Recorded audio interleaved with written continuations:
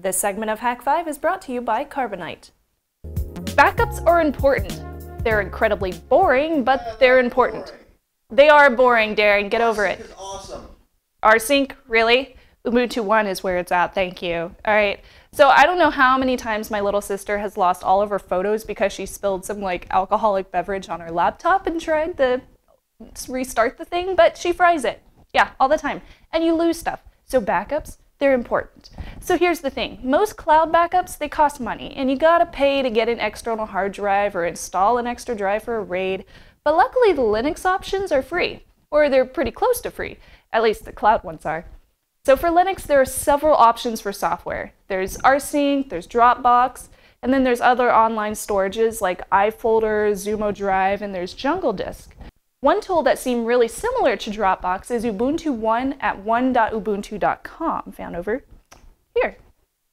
It'll sync any files you drop into it to the cloud backup and to any other computers that you have connected to it. So you might want to be careful if your laptop's connected and has a small hard drive because you could probably fill it up really quickly. Ubuntu One was created by the Ubuntu guys way back in '09, and it now includes some really nifty features like cross-platform access and usability, and there's media streaming.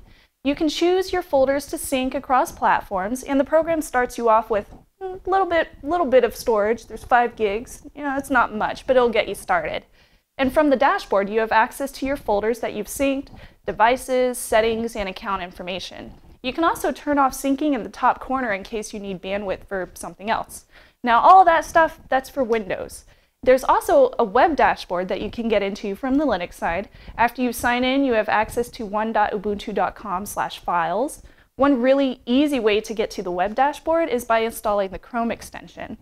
Now, after you find it, it's just over in the Chrome store with everything else. So you have your extension ready, and when you click on it, it's just going to take you into your files that you've uploaded. And it looks kind of like this. So I have my desktop one right here, and just a couple of files that I uploaded yesterday. Looks all nice, and it's very easy to get around. Clicking on the extension brings you directly to the files. That's pretty much all you're going to get out of that extension, but hey, it's a shortcut, pretty much. Along with the interfaces for your computer, there's also an app for the iPad, for the iPhone, and Android devices, which is awesome. And they are all pretty self-explanatory as far as how to use them, so I won't get into all that stuff for this segment.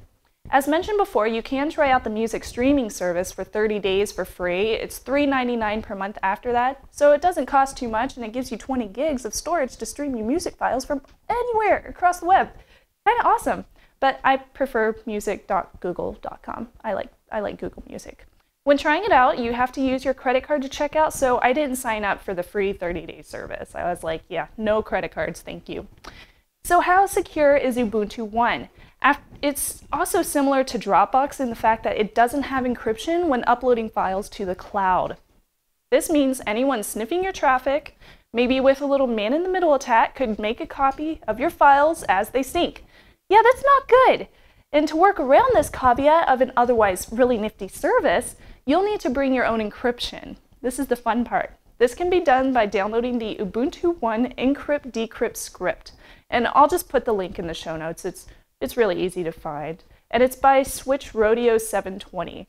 Awesome dude. His script makes it very easy to encrypt and decrypt files and folders to and from your Ubuntu One cloud. So first off, make sure you download the script and make it executable. And to do this, you right-click on it and go to Properties, click on Permissions, and click Allow Executing Files as Program. And you can just save this to your desktop or something like that for the time being, because we're just going to end up moving it anyway. So now we have to copy it to the correct directory, which is home/yourname/gnome2/Nautilus scripts.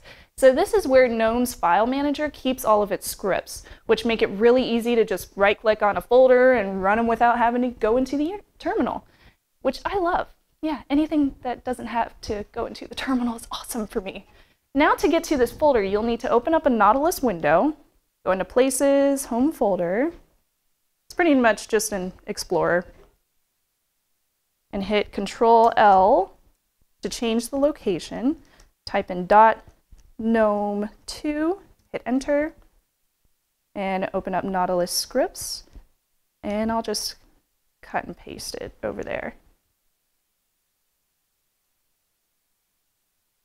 Now, the name's kind of ugly and messy, and I don't want to see that every time I right-click on it. So I can click F2 and rename it to something a lot easier. So I'll highlight it, F2, and I'll name it encrypt, decrypt, script. That works perfectly. Now, you may not immediately see the script in your context menu whenever you right-click on something. To force it to show up, you need to restart Nautilus. To do so, all you do is hit Alt F2, opens up the Run application, type in kill all and Nautilus, space Nautilus, and hit Run. All right, now I'm ready to encrypt a folder. So I have this test folder that I want to encrypt. Let me find it over here under my snubs directory. Okay, so here's my test folder, and I just have a little picture in there, and I want to encrypt it. So I'm going to hit right-click, go to Scripts, and hit encrypt decrypt.sh, and I'll choose encrypt and then click OK, and it asks you for a strong passphrase. Mine is going to be 4 letters long, so not so serious. Then hit Enter. Oh, yep, there it is. Ah, it was delayed. Okay, so this thing pops up in the corner and it tells me that it's uploaded to my personal Ubuntu One folder. So I open that up and I see I have this nice little gzip of my test folder and it's encrypted in DES3. Awesome! Now I should mention as well that the script won't work inside the Ubuntu One folder because that folder is automatically syncing up to the cloud. So if you put something in there and then you try to encrypt it, it's already been uploaded to the cloud as an unencrypted folder. And the same goes for decrypting as well. So you won't be able to do any of that kind of stuff inside that folder. You'll have to copy everything out of it. So now that I want to decrypt this folder, I hit Cut, and I'm just going to put it somewhere outside of the Ubuntu One folder. And then I right-click on it, go to Scripts, Encrypt, Decrypt, and I have to put in the same 4-letter password. Password. Really? It's game, which you just lost. Ah. Oh, I'm so funny. So this makes me wonder, if you can use this script to encrypt documents for the Ubuntu One folder, couldn't we just edit the script a little bit to automatically upload to Dropbox as well? I think it could work. What else do you guys use for your Linux backups? Let me know in the comments below or feedback at hak5.org, of course. Coming up soon, we'll be answering your viewer questions, but first let's take a break and then check in with Darren for the nibble. Computer disasters eventually happen to everyone. Your computer crashes, it gets infected with a virus, you drop it. But if you get Carbonite Online Backup before your disaster, then no need to worry, because your files will be backed up automatically and safely off-site, and it's really, really easy to get them back. Plus, you get anytime, anywhere access to your backed up files from any computer or on your smartphone or iPad with a free Carbonite app. With Carbonite, unlimited backup for your PC or Mac is just $59 a year. That's less than $5 a month.